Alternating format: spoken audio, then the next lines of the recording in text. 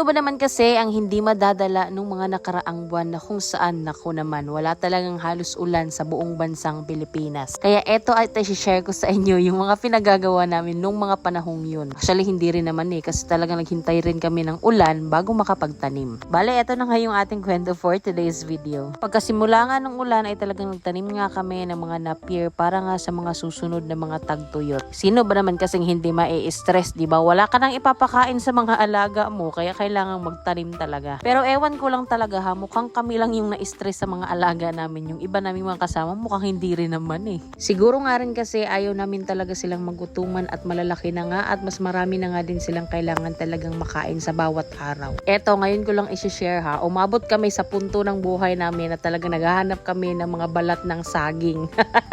And for the record talagang nakahanap kami ng isang dump truck ng basura or balat pala ng saging. Yun lang, bye!